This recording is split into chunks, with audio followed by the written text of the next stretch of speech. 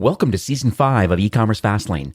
This podcast helps resilient entrepreneurs, marketers, and founders to accelerate growth and thrive with Shopify. And now on to episode 249. You're listening to eCommerce Fastlane, the podcast show to help you build, manage, grow, and scale a successful and thriving company, powered by Shopify. Listen to real conversations with partners and subject matter experts as they share proven practical strategies, platforms, and the best Shopify apps to help you accelerate your business. The time is now for you to improve efficiencies, grow revenue, profit, and lifetime customer loyalty. Please welcome your host, startup founder, and strategic advisor, Steve Hutt. Before today's episode, I have a question for you. How many marketing experiments have you done in the last 4 weeks? How about in the last year? Now look, if you're doing 7 or 8 figures in revenue on your website or more, and you're not doing conversion optimization, you're leaving a ton of cash on the table. You won't scale to the next level, and you're going to get your lunch eaten by the competition over the next 12 months. Now, our sponsor, Conversion Fanatics, runs thousands of experiments each year for clients like Clorox, Burt's Bees, NBC Sports. We have a whole list here. Golf Channel, HarperCollins, ClickFunnels. I can rattle off a ton. There's an incredible amount of brands, including Shopify brands, that they run these experiments on. And what Conversion Fanatics does is that optimizes your Shopify store so you can get a lot more customers, scale up your traffic much faster, and see a lot more profit fall into your bottom line. And they make it easy, and they handle everything. So go to conversionfanatics.com for a free site proposal today and tell them eCommerce Fastlane sent you, because traffic without maximizing conversions, in my opinion, is sad. Well, hey there, my name is Steve Hutt, Senior Merchant Success Manager here at Shopify, and welcome back to Season 5 of eCommerce Fastlane. Whether this is your first time listening or you're a weekly subscriber, I seriously appreciate that you're taking time today to listen to the show. I know there's plenty of podcast choices that are out there in direct-to-consumer and e-commerce, and I really appreciate the fact that you're here today. It means the world both to me and definitely to my featured guest. If this is your first time listening, this show really is, it's all about honest and transparent conversations about building and thriving with your store that's powered by Shopify or the Shopify Plus platform. And if you're an ambitious lifelong learner, which you likely are since you're here today, you're definitely in the right place. I bring out new episodes. They come out twice weekly, and they're available on all the podcast apps like Apple and Spotify and Google Podcasts. We're also now streaming live on Amazon Music and on YouTube. So go check those spots out too if you prefer to listen to your podcast there. I also recommend that to get the full value of today's episode that you click through from your podcast app over to the show notes at ecommercefastlane.com. And there you'll find the full transcript, links, and all the resources that we mentioned today on this episode. Now today, my guest is Krishna, who's the CEO and co-founder of a company called Captivate. That's CAPTIV and the number 8, Captivate. And they're a full-service influencer marketing solution. They help you really drive real effective results from authentic influencer-branded content. I guarantee you this is a hot topic. It's going to be a great conversation with a ton of learning. So let's welcome Krishna to eCommerce Fastlane. Awesome. Thank you so much, Steve. Excited to be here. Absolutely. I know that we've been bouncing calendars a bit. The work from home thing is quite interesting, and there's been a sickness here and there. And I'm glad we finally synced our calendars to get today because, you know what, Captivate's been on my radar quite a bit. And I know of many brands in Shopify that are using Captivate as part of their marketing strategy. It's a channel strategy that is extremely effective for them. But I can guarantee there's going to be a lot of people listening today that may not know about Captivate and specifically the platform and the service that you offer. So let's just maybe on a high level first. I got a few more questions where I really want to dig deeper into some specific channel strategies. But like, what sort of problems does your platform solve for these kind of growing and scaling brands that are listening today? To just give you some background on Captivate, we started off as a social listening platform on Instagram, trying to help brands identify their Oprah effects, measure sort of the velocity of content being shared on Instagram, and trying to predict virality. Very quickly, a lot of the brands that were using our platform started to reach out and ask us to help them activate influencers for campaigns. We built out an end-to-end influencer marketing platform really focused around the enterprise segment. So being able to do things from a branding and awareness standpoint. So things like, just simple finding influencers, managing that end-to-end workflow. So everything from contracting to approving content and communicating with them, and then handling all the measurement and reporting. And I'd say over the last 2 years, we've really started to jump further into performance-driven influencer marketing. And that's really looking at just commerce specifically. So we've really started to partner with both, D2C and SMB brands, anyone that has a Shopify store, and essentially allowing them to build an influencer program that's really tied to performance is sort of the ideal goal. And performance in this case is selling specific products through influencers and creators. Yeah, I'm definitely going to unpack the performance side of that business models. I think that's the unfortunate kind of bad taste in a lot of marketers' mouths a bit, where they feel that a lot of times some creators, they may want to be paid, or they believe based on their follower count and their engagement levels that they believe they're worth a certain amount of money, but in exchange for recommending and unboxing and using a product. But then in the end, sometimes they find out that maybe the results were subpar. And so I know your platform has a lot of metrics to talk about success and to talk about previous campaigns and kind of where things may go if you choose to hire this person, and then they can become more of an authentic influencer around the brand. And so it's not always the largest follower count. It's definitely not always the reason why brands do well with these content creators. I do want to pivot a bit over to your background, because I think it might set the stage a little bit better about just Captivate as a platform in general. You're a co-founder. I just would like to understand what uniquely positions you and your co-founder, I guess, on a couple points. Number one, you mentioned you had this listening tool in the early days, but where did the desire and the expertise even come from? It's even building that listening tool prior to that. And then where does expertise come from? And now all of a sudden, now we have this large organization, and Captivate is a phenomenal kind of, influencer platform. Yeah, my background's been in the digital media and marketing space for quite some time. I was part of the founding team of Blue Lithium, which was an online ad network. We were acquired by Yahoo for $300 million. I led product and marketing over there. And, there I really learned about things like affiliate marketing, lead gen, and, retargeting. Back at that time, a lot of platforms and brands were talking about retargeting, but no one was really doing it. And so, just became really interested in data and how data optimizes ad campaigns. After the Yahoo acquisition, took off pretty quickly, and then teamed up with the current co-founders, Sunil, and we started MobClicks. MobClicks was a mobile ad exchange. But when we started, it was very similar. The App Store was just launching on the iPhone. We figured developers would want a way to make money off their apps. But before we jumped directly into the monetization piece, we started off as an analytics platform for apps. At that time, a lot of these smaller apps didn't have a way to make money because the App Store didn't have paid apps yet and didn't have a way for monetization.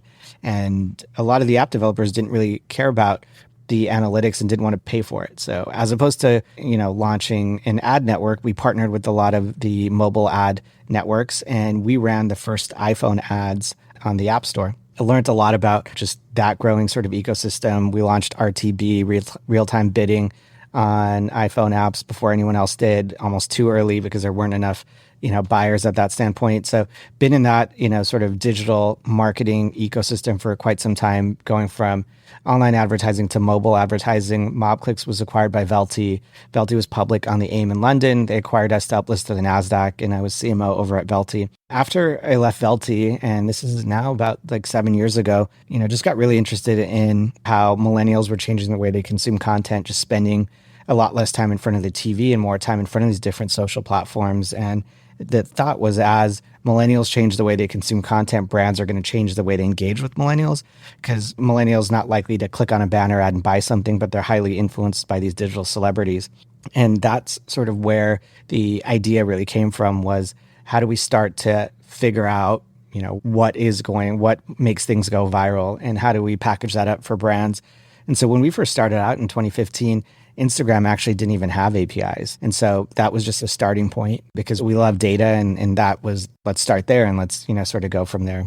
This is lovely. Thanks for sharing that. I had no idea about that whole trajectory all the way through the Yahoo and then all the way through to Velti and that whole kind of public side of the business. That's really, really interesting. And I think that just shows kind of like your commitment to SaaS and then commitment to these sets of industries. It's like pretty amazing. One thing I noticed, I just did a tiny bit of research kind of before recording today. And one of the things that I noticed about Captivate, which I thought was quite compelling, was the fact that you're one of the first integrators for TikTok's kind of, they have I think they call it the Creator Marketplace APIs. When you just mentioned APIs, but it's so interesting. And TikTok is definitely on so many brands' radars right now. They know that the engagement levels, skewed to a much younger audience, but still social selling on TikTok is the real deal. I think one of the big trending hashtags is TikTok made me buy it. Is one of like a big trending one. So it's so interesting to me. So I just would love to understand, like, what do you believe it means now specifically for Shopify brands, the fact that Captivate is now tightly integrated with this Creator Marketplace API through TikTok? It's been super exciting to work closely with TikTok. And I think the biggest thing is now you're getting access to first-party insights directly from TikTok. And so this helps you in two ways. One is when you're identifying TikTok creators, you're getting audience data directly from TikTok's APIs. So, you would assume that it is the most accurate data that is out there, and you don't have to deal with creators providing you screenshots and, things of that sort, and it gets pulled in directly into our platform. The second piece is around measurement and reporting. And I think this puts TikTok on par with, let's say, Instagram, for example, where you're actually able to get all of the reach and impression data directly from the APIs. And I think it's really important because to create scalable campaigns, you just can't be, dealing with screenshots and sort of inaccurate data sets. And I think this helps streamline that entire process. But, TikTok's done a lot of awesome things with their API where, we're able to add creators directly to TikTok's Creator Marketplace. When a brand reaches out to a creator, the brand can message the creator directly into their TikTok inbox. So there's a lot of exciting things. TikTok is down on it, and they've been super committed about building this awesome ecosystem for brands and creators, specifically around creator monetization. Mm-hmm. I know there's also been some public announcements kind of recently, obviously with Shopify and TikTok, and they have that partnership allowing people to buy from within video and have it, literally check out like on TikTok physically and then have the orders show up in your Shopify admin. So that's done. But can you give us some details on how maybe your partnership with both TikTok and Shopify, like how do you believe that benefits maybe someone who wants to get involved with Captivate? I think it's all about like streamlining the process of activating influencers and just the efficiency that you're able to create. And so, I think part of that is, a brand can, when they're integrating or connecting their Shopify store directly into our platform, they can more, easily access and manage TikTok's updated capabilities, such as the shopping tabs and creating mini storefronts on TikTok profiles, as well as better integrate product links directly into content. And that goes directly into the creator, the creator tab itself. I think that's like the main advantage of it. And I think our TikTok API partnership, again, essentially ensures that metrics are being reported on for these campaigns. They're extremely accurate, and we're able to provide marketers those in-depth audience insights for the most authentic partnerships. So let me get into, I guess, a little more tactical part of the show. And, obviously there's a big rise of social selling right now. It's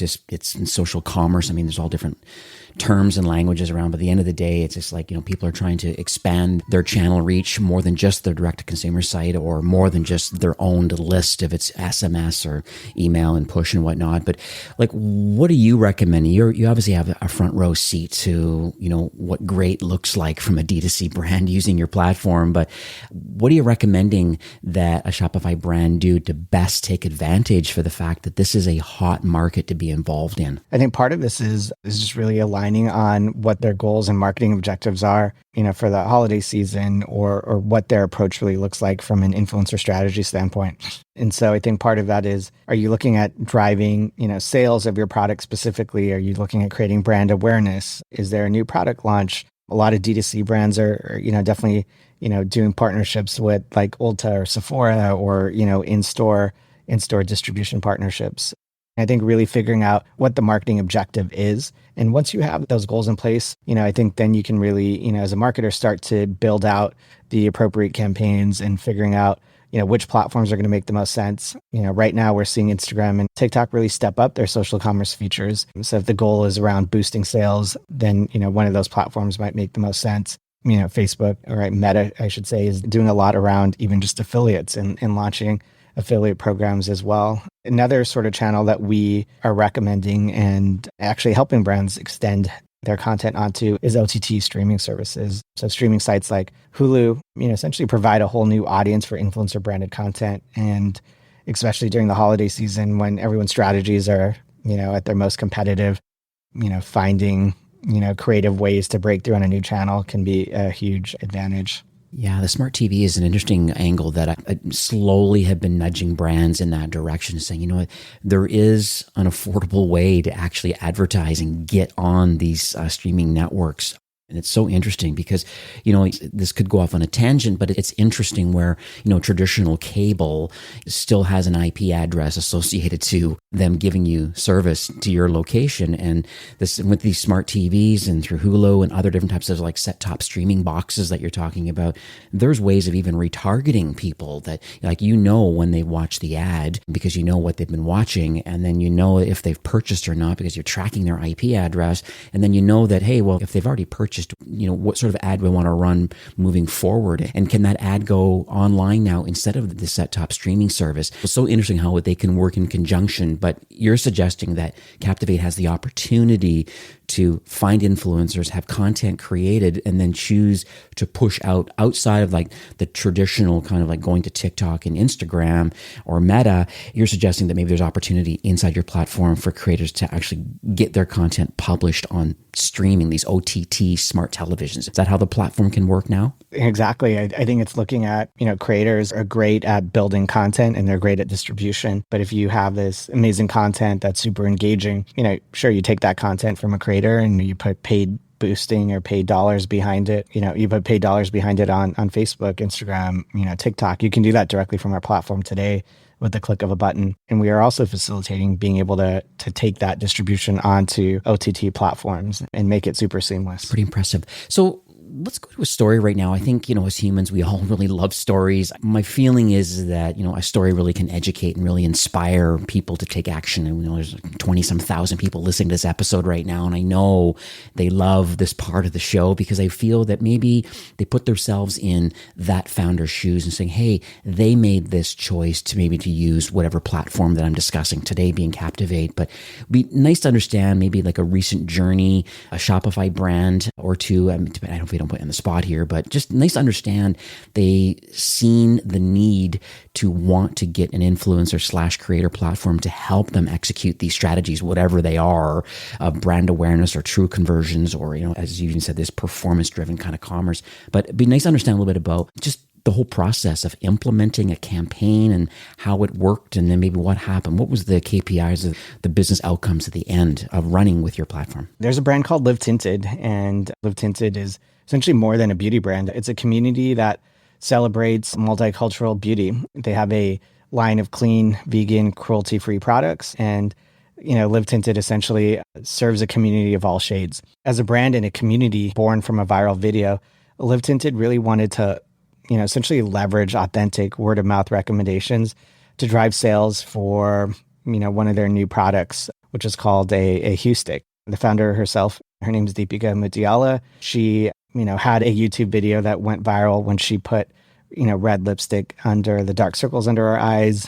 got like 10 or 20 million views, and started to create this whole community and movement. And she sort of took that and created this movement and a brand around Live Tinted. And before she even launched products for it, she had a community already talking about the community that she was looking to serve. And so, I think one of the big goals for them is, they do sell products online. They sell products at Ulta. And, I think it was really just looking at, there's a lot of influencers and creators that are actual customers of theirs as well. And so they wanted to, leverage Captivate's platform to essentially identify real women who were talking online about, the difficulty of finding specific shades of makeup and, that worked for their skin. They were able to use Captivate to essentially find 42 micro influencers where, they gifted product to them. And these creators had anywhere from, let's say, 650 to 30,000 followers. Each creator received free product to try and a 15% off coupon code to share with their fans. And so over a 2-week period, they were able to drive over 6 figures in sales. They had over 2,300 transactions. They were reaching over 600,000 people. And, really were able to drive significant traction. In those 2 weeks, the purchases that those creators drove, on average were 2 SKUs of a specific product, which was much higher than what they were typically expecting. I'd also add too that the benefits of that success in that campaign, I just think from the retention standpoint, now that, through these influencers, thanks to your platform and these creators, they got product, they found out they actually love the product, and then their fans and followers agreed and voted with their wallet, so to speak. And now all of a sudden, retention manager at a brand is like just having a heyday now because they're thinking, wow, okay, it's very clear that this product is great. People love it. And, they voted with their wallets and purchased it. And now, like, how do we get the second and third sale? How do we build loyal customers? That's just the typical growth curve that can happen. And it all happens to top of funnel by just exposing this product to a new range of customers. And then what does the retention team have going on inside the brand through SMS and through email and just loyalty programs, things like that? It's just such an amazing kind of big win right across the board. It's a huge win, right? And creators get excited about having these discount codes, right? Because it gets them closer to becoming this VIP, sort of part of this VIP ecosystem. And so being able to share that discount code, across TikTok or, Instagram, things of that sort. On Instagram, it's easy. You have a direct, link that's clickable. You're able to track that going through the end-to-end funnel through Shopify. On TikTok, it actually blew my mind to just see the amount of traction that these creators were able to generate off of videos where someone was looking at the coupon code was typically the creator's first name, taking that, dropping it into, the website and going into Shopify and getting the discount. But just seeing that the transaction volume over such a short period of time was pretty amazing. What it really allows a brand to do, you start to see great, you send this product out to 42 creators. Of them, let's say there's a subset of them that are actually posting. Let's say maybe there's like 50% of them that are posting. And then of the 50% that post, you probably have like top 5 that are driving the majority of those sales. Now that allows you to go out and build a true long-term partnership with those creators that are having the largest impact for your brand. And I think it's very easy, right, for an SMB or D2C to be able to do that because you're lowering the risk and you're tying it more to performance. And the creator gets excited because they know they can drive, X amount of sales because you have a data point already. Any other case studies that come to mind? So it's livetinted.com. So I'll make sure I put that in the show notes. Anybody else that's on your radar? Another customer that's super exciting is called Byte, BYTE.com. So they have invisible aligners. You could think of it as like a liner that you can wear during the day or at night. And the average treatment time ends up being, let's say, like 4 months, 4 to 5 months. And they provide like a guarantee to sort of around your smile and things of that sort.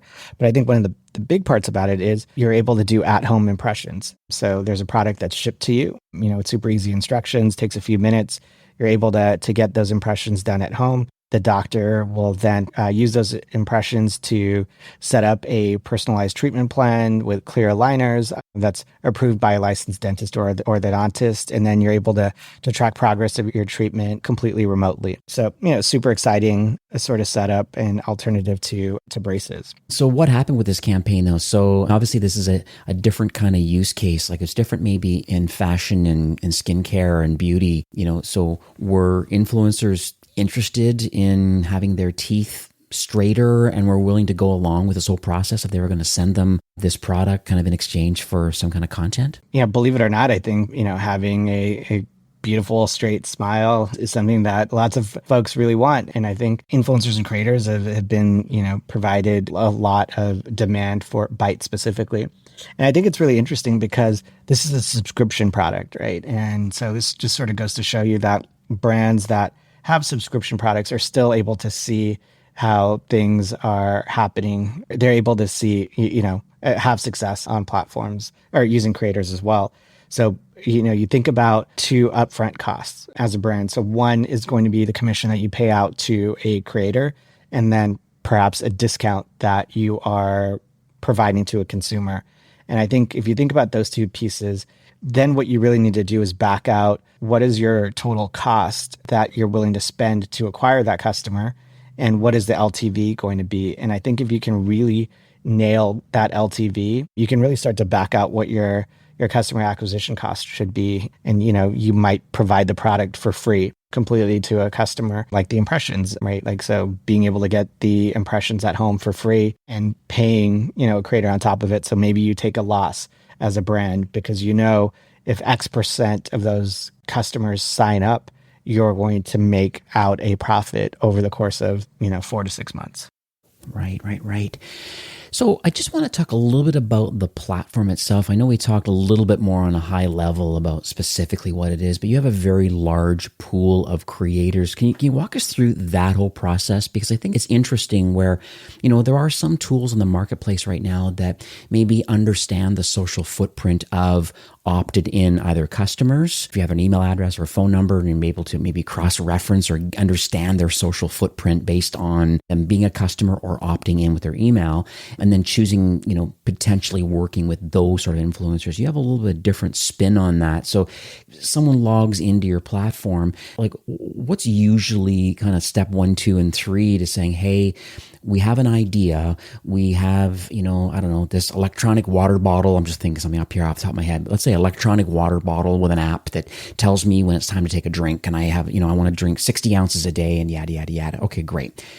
This is a campaign and it's a stainless steel new bottle, let's say. So they log into your platform. Just walk us through what's supposed to happen next to maybe find the right creators. Maybe could be impactful to want to talk about how the app works, how the water bottle works, and then like how do you hire them, and then like the revenue share opportunities. And then I guess on the back end is just like, what does great look like at the end of the campaign? I do love that question, Ryan. What does great look like? Because I think that's so important. I think the first part that you can sort of really think about is you come into the platform and you can do two things, right? So one, if you're looking at just finding influencers directly from the platform, we have a Google for finding influencers essentially, where you can come in and you can find influencers based on things like age, gender, household income, ethnicity, brand affinity, personality archetype, engagement rate by certain platforms. There's over 50 different filters that we're able to provide data across. And we get that from a few ways because we get creators from a few ways. One, we partner with probably 80% of the top 30 talent agencies. UTA is an investor in us, and a lot of the talent agencies use our platform to accept deals on behalf of their talent, get their talent paid. They also use it from an analytics perspective to just provide more insights into their creators for brands as well. And so those talent agents are constantly updating data within the platform. And so we get a lot of data that might not necessarily be public that brands can leverage. The second is brands that are onboarding their talent directly. So when we get a brand that comes in who might have, 500 creators or 50,000 creators from a lot of these larger affiliate programs that we provide, they'll onboard all those creators as well. And there's a lot of data that comes with that. And the third piece is just creators signing up themselves. And throughout any of those processes, anytime that a creator logs into our platform, we're asking them a series of questions. Like, are you a parent? Are you married? How old are your kids? Are you allergic to anything? And, are you a Verizon customer? Do you own a Nissan? So we allow brands to actually survey creators, and that provides additional first-party data. And I think that data becomes really valuable for a brand to go out and identify which creators they really want to work with. And so a beauty brand might, the question might be like, how often are you buying specific products, right? Based on what they might be selling, or how important is hair care to you, and just thinking about what that CRM might look like as they communicate with those creators over a period of time. So that's the first part. The second part of that is once you've identified the set of creators that you want to work with, or you've had creators apply to your program specifically through your own landing pages, you can essentially set up the entire campaign. So you would go out and you would build out, the creative brief that you'd be able to put in. You can set up the deliverables with the creator. You can handle all the negotiations with the creator, make sure everyone's aligning on marketing objectives. You can approve content within the platform if that's something that you want to do as well. And then, of course, you can handle all the payments within the platform. So that end-to-end workflow, what we really do is bring efficiency to that entire program. So this also includes, when you're setting up tracking URLs or coupon codes or commissions, right? You can pay creators based on a percentage of total sale. You can pay them a flat rate.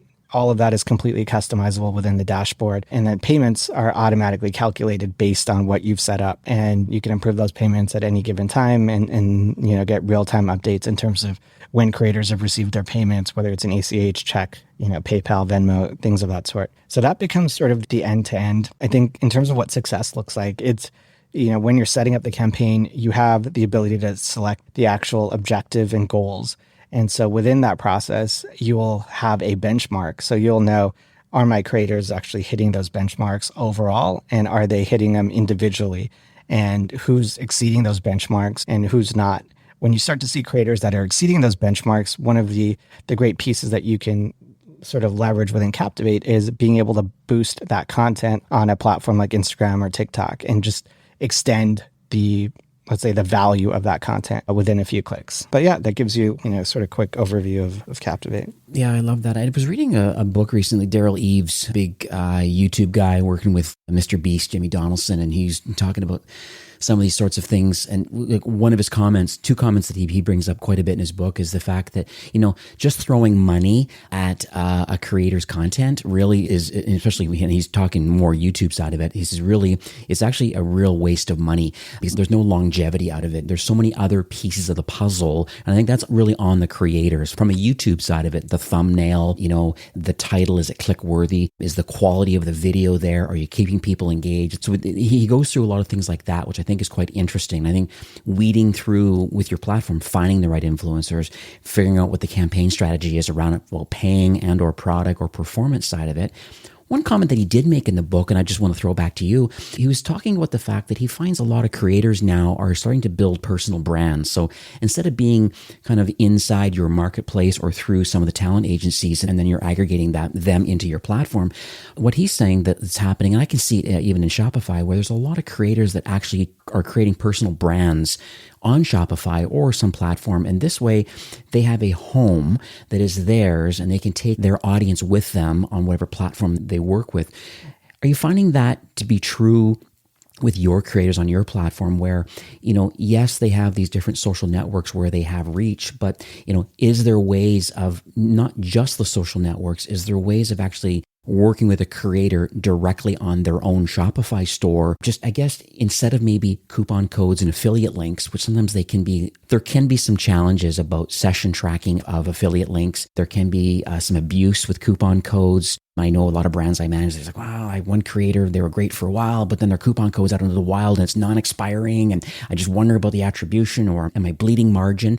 So it goes down a really, really weird path. So my question to you is just like, do you see it's possible and is it likely now that people are creating their own personal brands, these influencers? And then does Captivate still play nicely with standalone personal brands if they do want to still sell the product themselves on their own website, as a partner of a brand? Yeah, so we definitely do. The holy grail for a creator is to become a brand themselves and, to launch products beyond that, right? Like I can't think of any, let's say influencer who loves being referred to as an influencer. I think there's definitely, something about being called a YouTuber, which, people love that. And maybe it's like an evolution. But whether we look at someone like a Deepika and Live Tinted who, created her brand and now that's become a business, or like, Jake Paul, who's turned into this massive entertainment, sort of empire, or Mr. Beast or whoever it might be, I do think that taking that product and either building the product themselves and using their platform to help drive distribution to that, or just, white labeling a product and calling it their own, I think is something that everyone wants to do and aspires to do. And I think being able to execute that, becomes something that is like that ultimate goal. So let's talk about the future of the product. I mean, I'm going to definitely give people some links on the show notes and we'll talk about kind of a little promotion we have here at the end here. But I just would like to understand maybe what your North Star is. I guess we're kind of just rolling into Q2 right now of 22. I just would like to understand like where are you at today, and is there any kind of a public roadmap or anything that you can talk about, kind of where the platform is kind of going to iterate over the next year or so? Sure. As we've gone from an influencer marketing platform that's really tied towards, let's say, enterprise brands and looking at things like, just branding and awareness. And then, you start to move into this performance-driven platform that's really tied towards Shopify and commerce, thinking about, just affiliates. We've started to make this transition to enabling that same product to launching our own affiliate programs with enterprise brands. And I think that becomes really interesting because the difference is, you're going from a brand that might be working with 25 creators to a brand that might be working with 25,000 creators. And I think as you start to do that, there's a lot of interesting things that come alongside that. And part of that is also tied to, building out a lot more of the creator aspect of our platform. So, today they do get analytics and details on growing their audience and making it easier to get paid. But we're also making it easier for them to find programs and branded content opportunities on their own versus it just being inbound, allowing them to be somewhat outbound and proactive. So you'll start to see a lot more of that comes into play. And our goal is really not to have this like two-sided marketplace between brands and creators, but it's really thinking about it from a three-sided marketplace standpoint between brands, creators, and consumers. And I think that's where we sort of look at the next 2 to 3 years and how, the ecosystem really evolves.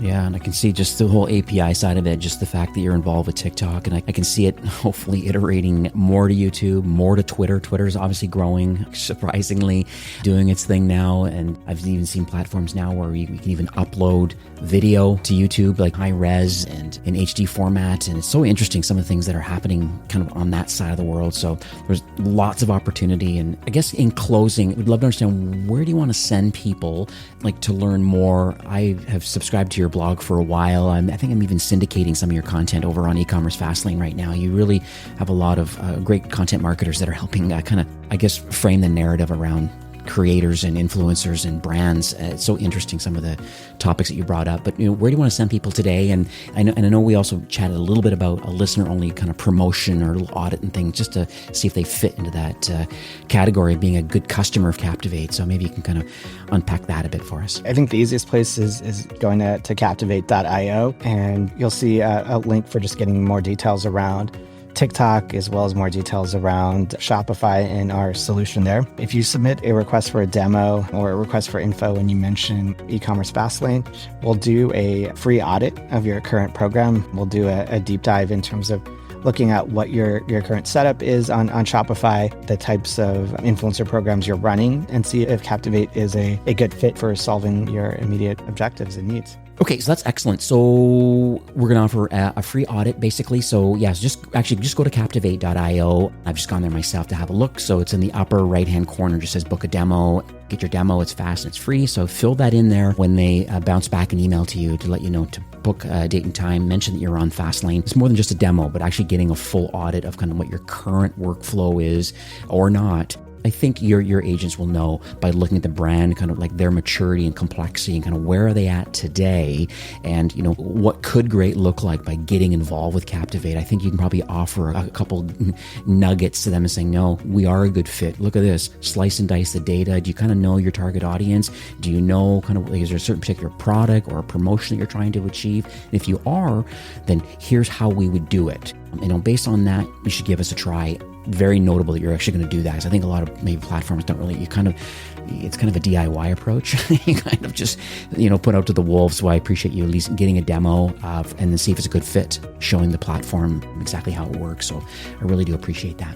So other than that, thank you so much for coming on the show today. I really do appreciate it. I know, one thing that I'm pretty sure but Shopify really is on a mission to make commerce better for everyone. And, based on this conversation today, I've learned a ton. I have, you can't see the papers, but I've written 2 pages of notes. It's a life of learning I have. And, I believe that both you and your team are also in tight alignment with Shopify to improve efficiencies for sure and grow revenue and lifetime value, through this creator economy or this influencer economy. I think it's quite exciting. So just wanted to thank you for sharing your knowledge and your vision and just giving back to the Shopify ecosystem. Awesome. No, thanks so much. Really appreciate the opportunity here. It was really fun chatting. All right. Have yourself a great day. Today's episode was brought to you by Conversion Fanatics. If you're doing 7 or 8 figures or more on your Shopify store and you're not doing conversion optimization, you're definitely leaving cash on the table.